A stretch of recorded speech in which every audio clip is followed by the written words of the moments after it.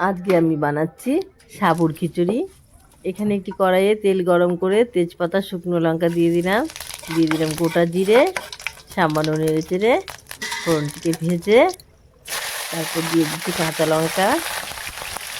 বেশ অনেক কয়টাই কাঁচা লঙ্কা দিয়েছি, বেশ ঝাল ঝাল হবে। ছোটো ছোটো করে আলু টুকরো করে রেখেছিলাম, ওটাকে দিয়ে দিলাম, দিয়ে ওটাকে ভালো করে নেড়ে চেড়ে ভেজে নেব। দিয়ে দিচ্ছি স্বাদ অনুসারে লবণ দিয়ে আবারও নাড়াচাড়া করে নিব। একটু ঢাকা দিয়ে দিচ্ছি, ঢাকনা আবার সরিয়ে নিচ্ছি। এখন আলুগুলোকে আবারও নাড়াচাড়া করে নিচ্ছি। আমি সাবুটাকে ভিজিয়ে রেখেছিলাম, বেশ নরম হয়ে গেছে। ওটাকে জল থেকে তুলে ছেঁকে ওই সাবুটাকেও দিয়ে দিলাম, ভালো করে নেড়ে চেড়ে নিচ্ছি। এটা আমি একাদশীর জন্য বানাচ্ছি, ওর জন্য হলুদ ইউজ করব না। এখানে দিয়ে দিলাম গরম জল দিয়ে 4-5 মিনিট নাড়াচাড়া করে নামিয়ে নিলে তৈরি হয়ে গেল সাবুর খিচুড়ি।